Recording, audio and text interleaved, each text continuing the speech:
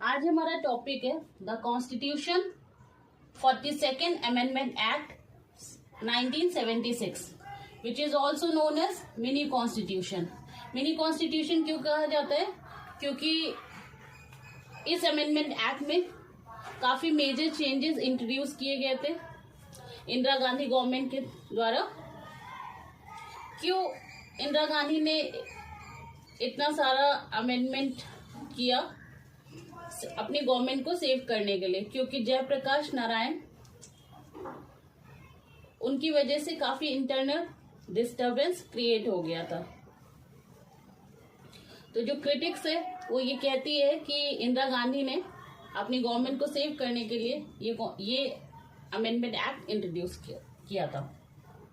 अच्छा, पहला क्या था? इन प्रियम्बल में क्या इंट्रोड्यूस किया गया? Ideals of socialism, secularism and integrity of the nation.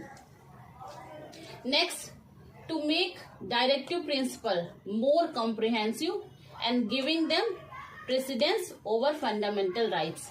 Directive principle को प्रेसिडेंस दे दिया गया किसके ऊपर? फंडामेंटल राइट्स के ऊपर। मतलब जहां जहां डायरेक्टिव प्रिंसिपल यूज होंगे वहां पे डायरेक्टिव प्रिंसिपल पहले प्रेफर किए जाएंगे, उसके बाद फंडामेंटल राइट्स प्रेफर किए जाए। मतलब इनडायरेक्टली फंडामेंल राइट्स को कर्टेल करने की कोशिश की गई।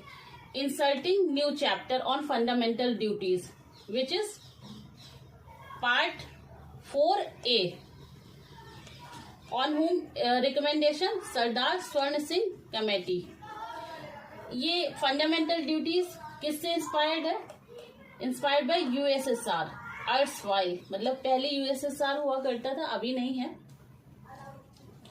ओके, स्पेशल प्रोविजंस भी बनाए गए किसके लिए? For dealing with anti national activities. अगर एंटी नेशनल एक्टिविटीज हो रही है उसके लिए भी प्रोविजंस बनाए गए। इमरजेंसी डिक्लेयर कर दी गई on the basis of internal disturbance. Providing for minimum number of judges for determining the question on the constitutional validity of law and for a specific majority of not less than 2/3 for declaring any law to be constitutionally invalid।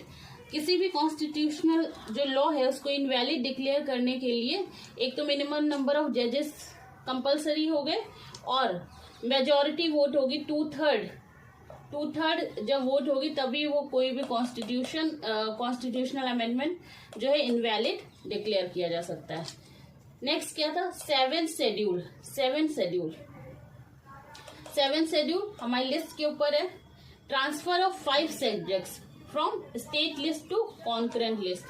क्या subject थे? Education, forest, weights and measure, protection of wild animal and birds and administration of justice. अच्छा, इसी time में जो high court है उसकी भी power cartel कर ली गई थी। और जो रेवेन्यू मैटर था वो पूरा सेंट्रल गवर्नमेंट ने अपने अंडर में ले लिया था ट्रिब्यूनल और एडमिनिस्ट्रेटिव ट्रिब्यूनल के थ्रू। तो this is all. Thank you.